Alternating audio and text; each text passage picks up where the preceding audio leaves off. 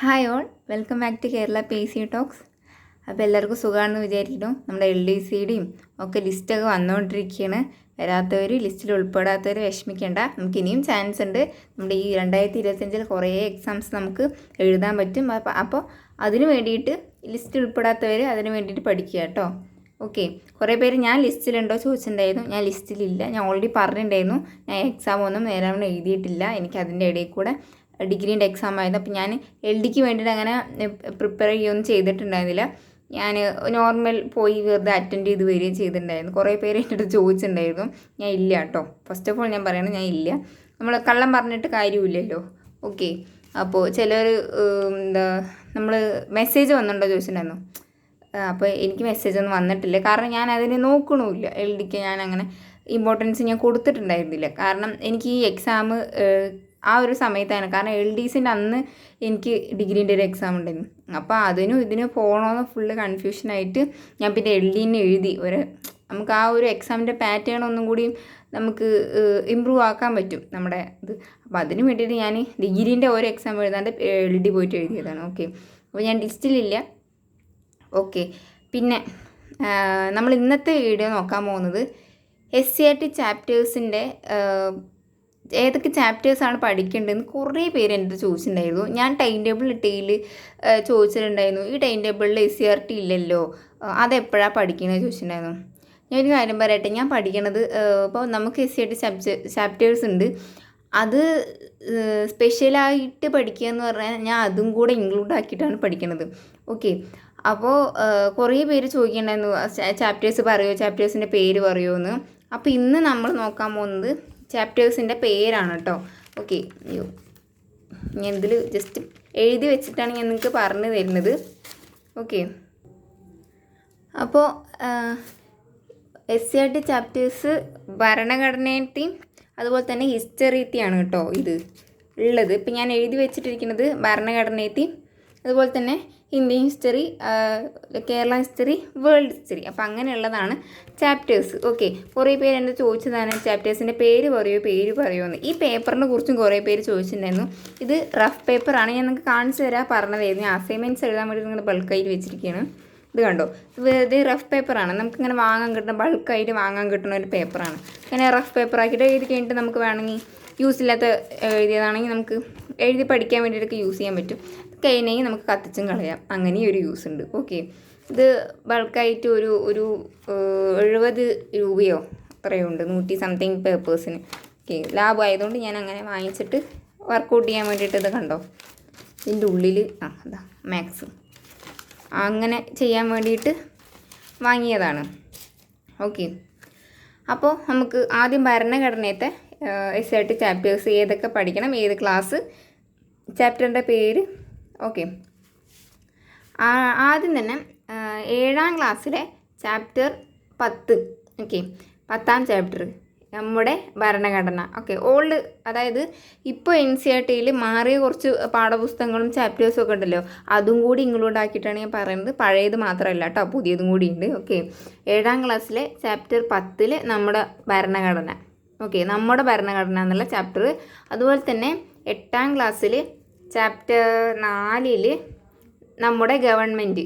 Okay, അതുപോലെ തന്നെ 9ാം ക്ലാസ്സിൽ ചാപ്റ്റർ 3 ഇന്ത്യൻ ഭരണഘടന അവകാശങ്ങളും കർത്തവ്യങ്ങളും. ഇന്ത്യൻ ഭരണഘടന അവകാശങ്ങളും കർത്തവ്യങ്ങളാണ്. ഓക്കെ, അപ്പോൾ ഭരണഘടനയത്തെ ക്ലാസ് 7 ചാപ്റ്റർ 10 നമ്മുടെ ഭരണഘടന. അതുപോലെ തന്നെ 8ാം ക്ലാസ്സിലെ ചാപ്റ്റർ 4 നമ്മുടെ ഗവൺമെൻറ്. അതുപോലെ തന്നെ 9ാം ക്ലാസ്സിലെ ചാപ്റ്റർ 3 ഇന്ത്യൻ ഭരണഘടനയും അവകാശങ്ങളും കർത്തവ്യങ്ങളും. ഓക്കെ, പിന്നുള്ളത് 5ാം ക്ലാസ്സിൽ ചാപ്റ്റർ 6 ജനങ്ങൾ ജനങ്ങളാൽ. ഓക്കെ, ജനങ്ങളാൽ. പിന്നെ വരുന്നത് 7ാം ക്ലാസ്സിലെ ചാപ്റ്റർ 7 ഭരണഘടന വഴിയും വഴികാട്ടിയും. ഓക്കെ, ഇത് ന്യൂ ചാപ്റ്ററാണ് കേട്ടോ. ഓക്കെ, ഇപ്പോൾ പുതിയതായി ഇൻക്ലൂഡ് ആക്കിയ ചാപ്റ്ററാണ്. പിന്നെയുള്ളത് 9ാം ക്ലാസ്സിലെ ചാപ്റ്റർ 4 ഇന്ത്യൻ ഭരണഘടനയിലെ അധികാര വിന്യാസം. ഇന്ത്യൻ ഭരണഘടനയിലെ അധികാര വിന്യാസമാണ് ചാപ്റ്റർ 4. ഓക്കെ, 9ാം ക്ലാസ്സിലെ ചാപ്റ്റർ 4. അപ്പോൾ ഇത്രയാണ് നമ്മൾ ഭരണഘടനയിൽ പഠിക്കേണ്ടത്. ഓക്കെ, 7ാം ക്ലാസ്സിലെ ചാപ്റ്റർ 10, 8ാം ക്ലാസ്സിലെ ചാപ്റ്റർ 4, 9ാം ക്ലാസ്സിലെ ചാപ്റ്റർ 3, 5ാം ക്ലാസ്സിലെ ചാപ്റ്റർ 6, അതായത് ഞാനിതിങ്ങനെ പഠിക്കാൻ്റെ എളുപ്പത്തിൽ എഴുതി വെച്ചതാണ് കേട്ടോ നിങ്ങൾക്ക്. ഓക്കെ, 7ാം ക്ലാസ്സിലെ ചാപ്റ്റർ 7ഉം 9ാം ക്ലാസ്സിലെ ചാപ്റ്റർ 4ഉം ഇന്ത്യൻ ഭരണഘടനയിലെ അധികാര വിന്യാസം. ഇതിന്ന് കുറേ ക്വസ്റ്റ്യൻസ് വന്നിട്ടുള്ളതാണ്. ഓക്കെ, അടുത്തത് കേരള ഹിസ്റ്ററിയാണ്. 7ാം ക്ലാസ്സിലെ ചാപ്റ്റർ 8 നവകേരള സൃഷ്ടിക്കായി കേട്ടോ. ഓക്കെ, 7ാം ക്ലാസ്സിലെ ചാപ്റ്റർ 8ആണ് നവകേരള സൃഷ്ടിക്കായി. പിന്നെ 10ാം ക്ലാസ്സിലെ, ഇതും 10ാം ക്ലാസ്സിലെയാണ് കേട്ടോ. എഴുതാൻ വിട്ടുപോയതാണ്. 10ാം ക്ലാസ്സിലെ 8ാമത്തെ ചാപ്റ്ററിൽ കേരളം ആധുനികതയിലേക്ക്. ഓക്കെ, കേരളം ആധുനികതയിലേക്ക്. അതുപോലെ തന്നെ 10ാം ക്ലാസ്സിലെ ചാപ്റ്റർ 4 അനീതിയിൽ നിന്നും നീതിയിലേക്ക്. ഇത് ന്യൂ ചാപ്റ്ററാണ്. ഓക്കെ, ന്യൂ ചാപ്റ്ററാണ്, അനീതിയിൽ നിന്നും നീതിയിലേക്ക്. ഇതാണ് കേരള ഹിസ്റ്ററി. ഇനിയാണ് ഇന്ത്യൻ ഹിസ്റ്ററി. ഇന്ത്യൻ ഹിസ്റ്ററിയിൽ 7ാം ക്ലാസ്സിലെ ചാപ്റ്റർ 2. ഓക്കെ, കച്ചവടം അധികാരം. 7ാം ക്ലാസ്സിലെ 2ാമത്തെ ചാപ്റ്റർ കച്ചവടം അധികാരം. അതുപോലെ തന്നെ 7ാം ക്ലാസ്സിലെ ചാപ്റ്റർ 3 ചെറുത്തുനിൽപ്പും 1ാം സ്വാതന്ത്ര്യ സമരവും. ഓക്കെ, 1ാം സ്വാതന്ത്ര്യ സമരവും, ചെറുത്തുനിൽപ്പും 1ാം സ്വാതന്ത്ര്യ സമരവും. അതുപോലെ തന്നെ 7ാം ക്ലാസ്സിലെ ചാപ്റ്റർ 4 ഇന്ത്യ പുതുയുഗത്തിലേക്ക്. ഇന്ത്യ പുതുയുഗത്തിലേക്ക്. പിന്നെ 7ാം ക്ലാസ്സിലെ ചാപ്റ്റർ 9 ഗാന്ധിജിയും സ്വാതന്ത്ര്യ സമരവും. ഗാന്ധിജിയും സ്വാതന്ത്ര്യ സമരവും. ഇതിലില്ലേ ഇന്ത്യയും പുതുയുഗത്തിലേക്ക്, ചെറുത്തുനിൽപ്പ് 1ാം സ്വാതന്ത്ര്യ സമരത്തിലൊക്കെ നിങ്ങൾ SCRT മറ്റേ നമ്മുടെ ഇന്ത്യൻ നാഷണൽ കോൺഗ്രസ്സിലെ INC സമ്മേളനം, അതുപോലെ തന്നെ ഇതിൽ ഗാന്ധിജീൻ്റെ വന്ന വർഷങ്ങൾ, ഗാന്ധിജീൻ്റെ വരവുകൾ, ഇതൊക്കെ നിങ്ങൾ ഇതിൻ്റെ ഒപ്പം ഇൻക്ലൂഡ് ആക്കിയിട്ട് സമ്മേളന വർഷം, വന്ന വർഷം, ഗാന്ധിജി വന്ന വർഷം, നമ്മുടെ ആദ്യ സമ്മേളനം നടന്ന വർഷം, അങ്ങനെ വേദികൾ, അതൊക്കെ നിങ്ങൾ ഇതിൽ ഇൻക്ലൂഡ് ആക്കിയിട്ട് പഠിക്കുക കേട്ടോ. അത് പുറമേ ഉള്ളതായതുകൊണ്ട് അത് പഠിക്കുക. ഓക്കെ, അപ്പോൾ 7ാം ക്ലാസ്സിലെ ചാപ്റ്റർ 9 ഗാന്ധിജിയും സ്വാതന്ത്ര്യ സമരവും. പിന്നെ 10ാം ക്ലാസ്സിലെ ചാപ്റ്റർ 4 ബ്രിട്ടീഷ് ചൂഷണവും ചെറുത്തുനിൽപ്പും. ബ്രിട്ടീഷ് ചൂഷണവും ചെറുത്തുനിൽപ്പുകളാണ് കേട്ടോ. പിന്നെ ഉള്ളത് 10ാം ക്ലാസ്സിലെ ചാപ്റ്റർ 5 സംസ്കാരവും ദേശീയതയും. ഓക്കെ, ഇതിലും വളരെ കുറേ ക്വസ്റ്റ്യൻസ് വന്നിട്ടുള്ളതാണ്. പിന്നെ ഉള്ളത് 10ാം ക്ലാസ്സിലെ ചാപ്റ്റർ 6 സമരവും സ്വാതന്ത്ര്യവും. സമരവും സ്വാതന്ത്ര്യവും. ഇതൊന്നും ഒരുപാട് ചോദ്യങ്ങൾ ചോദിക്കാൻ ചാൻസ് ഉണ്ട്. അതുപോലെ തന്നെ ലാസ്റ്റ് വളരെ ഇമ്പോർട്ടൻ്റ് ആയിട്ടുള്ളൊരു ചാപ്റ്ററാണ് 10ാം ക്ലാസ്സിലെ ചാപ്റ്റർ 7 സ്വാതന്ത്ര്യാനന്തര ഇന്ത്യ. ഓക്കെ, ഇമ്പോർട്ടൻ്റ് ആണ്. അത് ഞാനിവിടെ എഴുതി വെച്ചിരിക്കുന്നത്, ഇമ്പോർട്ടൻ്റ് ആണ്. സ്വാതന്ത്ര്യാനന്തര ഇന്ത്യ. കുറേ ക്വസ്റ്റ്യൻസ് ഈ ഒരു ചാപ്റ്ററിൽ നിന്ന് നമ്മുടെ PSC എക്സാമിൽ ചോദിച്ചിട്ടുള്ളതാണ് കേട്ടോ. അതുകൊണ്ടാണ് അതിൽ ഇമ്പോർട്ടൻ്റ് എന്ന് എഴുതിയത്. അപ്പോൾ നിങ്ങൾ ഇത് മാത്രമല്ലാണ്ട് അതിൽ കുറേ ചാപ്റ്റേഴ്സിൽ വളരെ ഇമ്പോർട്ടൻ്റ് ആയിട്ട് കുറേ കോളത്തിലൊക്കെ കൊടുത്തിട്ടുണ്ട്. അപ്പോൾ അതൊക്കെ നിങ്ങൾ നോട്ട് ചെയ്തിട്ട് പഠിക്കുക. ഇനിയുള്ളത് വേൾഡ് ഹിസ്റ്ററി. അതിൽ 7ാം ക്ലാസ്സിലെ 1ാമത്തെ ചാപ്റ്ററിൽ യൂറോപ്പ് പരിവർത്തന പാതയിൽ. ഓക്കെ, യൂറോപ്പ് പരിവർത്തന പാതയിൽ. ഞാൻ ഈ ക്യാമറ നോക്കി പറഞ്ഞ കാരണം എനിക്ക് കാണാമല്ലോ, അതാണ് സത്യം. പിന്നെ ഉള്ളത് 10ാം ക്ലാസ്സിലെ ചാപ്റ്റർ 1 ലോകത്തെ സ്വാധീനിച്ച വിപ്ലവങ്ങൾ. ഇത് 7ാം ക്ലാസ്സിലാണ് കേട്ടോ. ഫസ്റ്റത്തെ 7ാം ക്ലാസ്സിലെ ചാപ്റ്റർ 1 യൂറോപ്പ് പരിവർത്തന പാതയിൽ. 10ാം ക്ലാസ്സിലെ ചാപ്റ്റർ 1 ലോകത്തെ സ്വാധീനിച്ച വിപ്ലവങ്ങൾ. പിന്നെ 10ാം ക്ലാസ്സിലെ ചാപ്റ്റർ 2 ലോകം 2ാം നൂറ്റാണ്ടിൽ. ഇതും വളരെ ഇമ്പോർട്ടൻ്റ് ആണ് കേട്ടോ. ഇതിന്ന് കുറേ ക്വസ്റ്റ്യൻസ് ചോദിച്ചിട്ടുണ്ട്. അതുപോലെ തന്നെ 10ാം ക്ലാസ്സിലെ ചാപ്റ്റർ 5 2ാം ലോക മഹായുദ്ധവും സാമ്രാജ്യത്വത്തിൻ്റെ തകർച്ചയും. ഇതും ഇമ്പോർട്ടൻ്റ് ആണ്, നോട്ട് ചെയ്യുക കേട്ടോ. ഓക്കെ, കുറേ ക്വസ്റ്റ്യൻസ് വന്നിട്ടുള്ളതായതുകൊണ്ടാണ് ഞാനിത് ഇമ്പോർട്ടൻ്റ് ആണെന്ന് എടുത്തു പറയാൻ കാരണം കേട്ടോ. അപ്പോൾ ഇതാണ് വേൾഡ് ഹിസ്റ്ററി എന്നുള്ള ചാപ്റ്റേഴ്സ്. SCRT ഞാൻ ഭരണഘടനയും ഹിസ്റ്ററിയും മാത്രമാണ് ഇപ്പം ഞാൻ നിങ്ങൾക്ക് പറഞ്ഞു തരുന്നത്. ഓക്കെ, അപ്പോൾ ഇതിൽ ഇനി ടെക്സ്റ്റ് ബുക്ക് നിങ്ങൾ എവിടെ നിന്നാണ് പഠിക്കേണ്ടത്, എവിടെ നിന്നാണ് പഠിക്കേണ്ടതെന്ന് ചോദിച്ചു കഴിഞ്ഞാൽ ഞാൻ പറഞ്ഞു വന്നത് എവിടെ നിന്നാണ് കിട്ടുക, എങ്ങനെയാണ് പഠിക്കുക. കുറേ പേര് ചോദിച്ച ഒരു ക്വസ്റ്റ്യനാണ്. അതിനുള്ള ഉത്തരം ഞാൻ തരാം. നമ്മുടെ ഗൂഗിളിൽ സമഗ്ര പറഞ്ഞിട്ടൊരു സമഗ്ര ടെക്സ്റ്റ് ബുക്ക്, അതിൽ PDF ആക്കിയിട്ട് ഈ ചാപ്റ്റേഴ്സൊക്കെ കിട്ടും. ഓരോ സ്റ്റാൻഡേർഡ് വൈസായിട്ട് നമുക്ക് അവർ ഇട്ട് തരുന്നുണ്ട്. ഓക്കെ, സമഗ്രയാണ് കേട്ടോ, പേര് മറക്കണ്ട. ഞാൻ ഇവിടെ എഴുതി വേണമെങ്കിൽ കാണിച്ചു തരാം. ഇതിൽ പിന്നീട് പട്ടിയൊക്കെ കുരയ്ക്കേണ്ടത് നിങ്ങൾക്ക് കേൾക്കുന്നുണ്ടോയെന്ന് അറിയില്ല.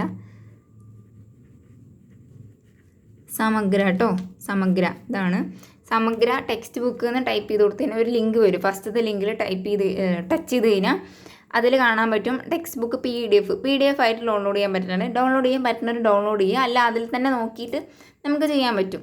അപ്പോൾ അതാണ് ടെക്സ്റ്റ് ബുക്ക് എവിടെന്നെങ്കിലും കിട്ടുമെന്ന് ചോദിച്ചതിനുള്ള ഉത്തരം. ആ ഒരു ഇതിൽ പോയി കഴിഞ്ഞാൽ കുറേ പേർക്ക് അറിയാവുന്ന കാര്യമാണ്.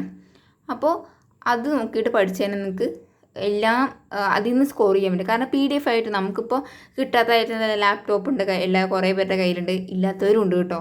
എല്ലാവരുടെ കാര്യമില്ല ഞാൻ പറയുന്നത്, ഇല്ലാത്തവരുണ്ട്. ഫോൺ എന്തായാലും ഒരാളുടെ കയ്യിൽ ഉണ്ടാവുമല്ലോ, ഒരു ഫോണെങ്കിലും ഉണ്ടാവുമല്ലോ, ഉണ്ടാവും. ഇല്ലെങ്കിൽ അച്ഛൻ്റെയോ അമ്മൻ്റെയോ ആരുടെയും ഒരു ഫോൺ ഉണ്ടാവും, അതിൽ ഡൗൺലോഡ് ചെയ്യേ അങ്ങനെ എന്തെങ്കിലും ചെയ്യുക. പിന്നെ ഞാൻ കോച്ചിങ്ങിന് പോയ സമയത്ത് യൂസ് ചെയ്തതായിരുന്നു, നമ്മളിങ്ങനെ ക്വസ്റ്റ്യൻ തന്നിട്ട് പോൾ ചെയ്യില്ലേ, ക്വസ്റ്റ്യൻസ്, അതായത് ഓപ്പോസിറ്റ് നമുക്ക് നമ്മുടെ കൂടെ പാർട്ടിസിപ്പേറ്റ് ചെയ്യാൻ വേറൊരു കണ്ടസ്റ്റൻസ് ഉണ്ടാവും.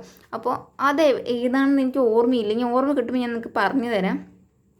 എനിക്ക് തോന്നുന്നു സമഗ്രയിലാണോ എന്നറിയില്ല. ക്വസ്റ്റ്യൻസ് അവരിട്ട് തരും, നമ്മളത് ശരി ഉത്തരം ഒന്നല്ലെങ്കിൽ നമ്മൾ ഫസ്റ്റ് നമുക്ക് 2 പേർക്കും ചെയ്യും. ആരാണോ തെറ്റിച്ചത് അവരെ തെറ്റിച്ചത് കാണും, നമ്മൾ ശരിയാണ് നമ്മൾ കാണും, മാർക്കും കിട്ടും. ഓക്കെ, അപ്പോൾ അങ്ങനെ പോൾ ചെയ്ത് കളിക്കുന്ന സമയത്ത് നമുക്ക് തെറ്റു ഉത്തരങ്ങൾ നമ്മൾ നോട്ട് ചെയ്യുമ്പോൾ നമുക്ക് അത് നമ്മൾ ഏതാണ് തെറ്റിച്ചതെന്ന് നമുക്ക് പിന്നീട് കാണാൻ പറ്റും, റിവ്യൂ കാണാൻ പറ്റും.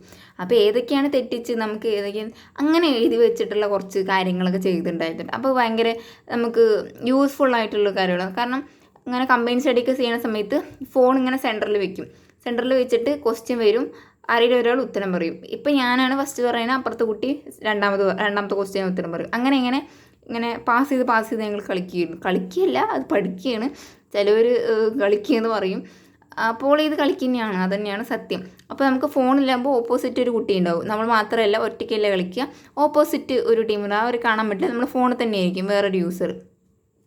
അപ്പോൾ അവരും ആൻസർ അമർത്തും, നമ്മളും ആൻസർ അമർത്തണം. എന്നിട്ട് ലാസ്റ്റ് ആരാണ് കറക്റ്റാക്കി അവരുടെ അത് കാണിക്കും.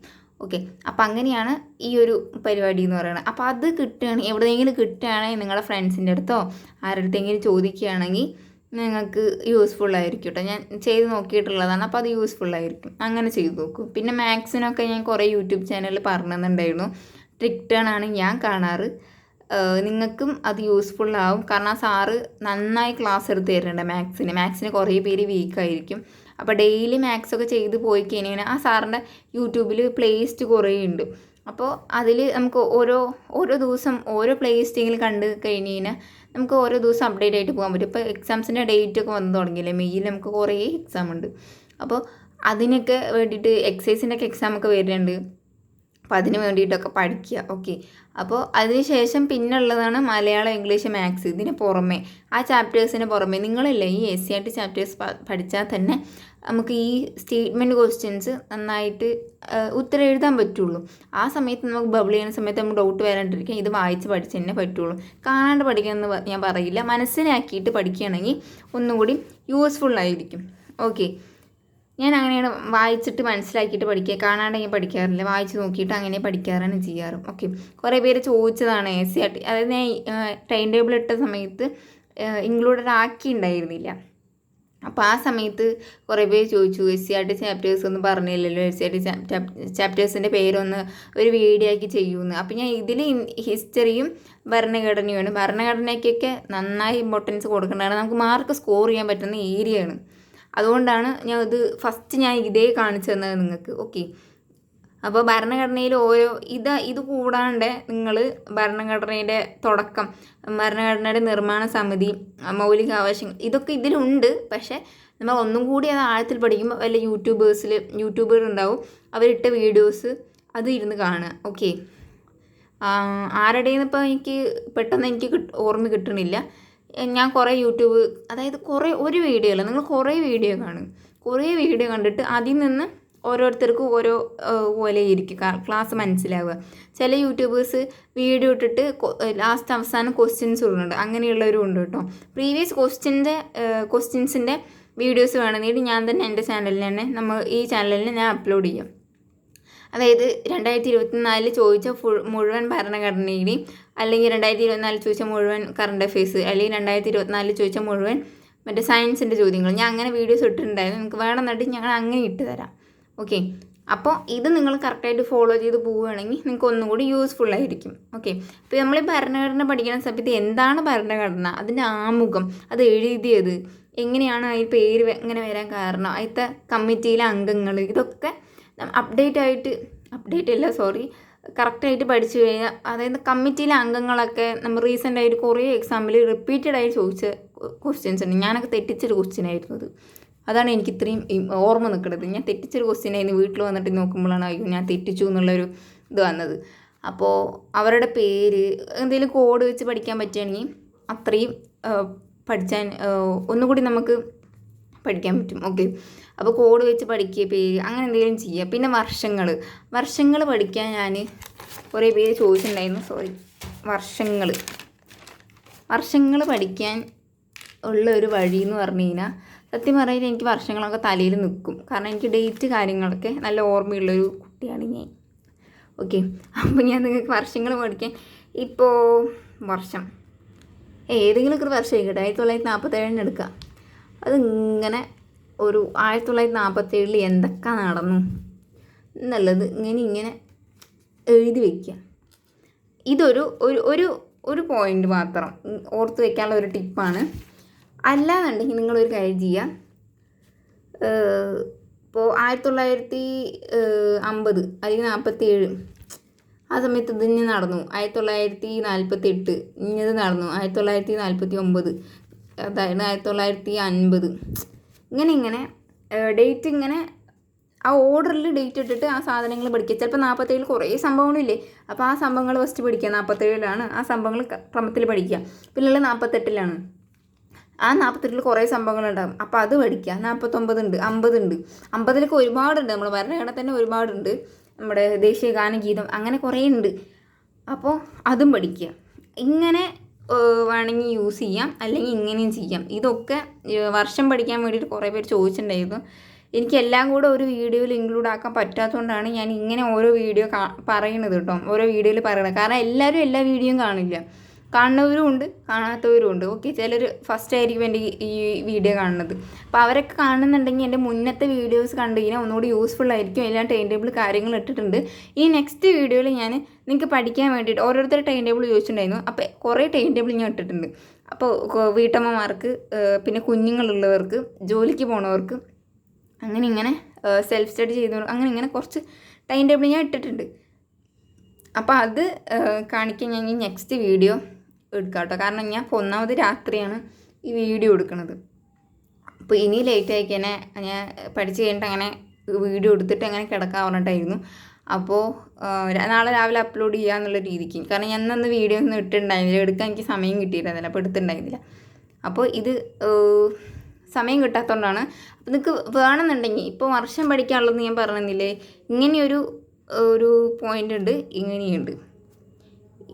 ഇത് കുറേ പേർക്ക് യൂസ്ഫുള്ളാവും, ഇതും കുറേ പേർക്ക്. ചിലപ്പോൾ ഒരാൾക്ക് ഇത് പറ്റണമെന്നില്ല, ഇതായിരിക്കും പറ്റുക. ആ ആൾക്ക് വേറൊരാൾക്ക് ഇത് പറ്റില്ല, ചിലപ്പോൾ ഇതായിരിക്കും പറ്റുക. ഏതെങ്കിലും ഒന്ന് യൂസ് ചെയ്യാം. ഞാൻ കിട്ടാത്ത കുറേ വർഷങ്ങളില്ലേ, അതൊക്കെ ഞാൻ എഴുതിയിട്ട് തന്നെ എഴുതിയിട്ട് പഠിച്ചാൽ അത്രയും നല്ലതായിരിക്കും. പക്ഷെ എഴുതാൻ സമയം കിട്ടാത്തവരാണെങ്കിൽ ഇങ്ങനെ ചെയ്ത് പഠിക്കുക. ഇതിനും അപ്പുറത്തേക്ക് എന്തെങ്കിലും ഉണ്ടോ എന്ന് സത്യം ചോദിച്ചാൽ എനിക്കറിയില്ല കേട്ടോ. ഞാൻ ചെയ്യണ ഈ മെത്തേഡ്സാണ് ഇതൊക്കെ. ഓക്കെ, അപ്പോൾ കുറേ പേര് ഇത് ചോദിച്ചിട്ടുണ്ടായിരുന്നു, ഡേറ്റിൻ്റെ കാര്യം.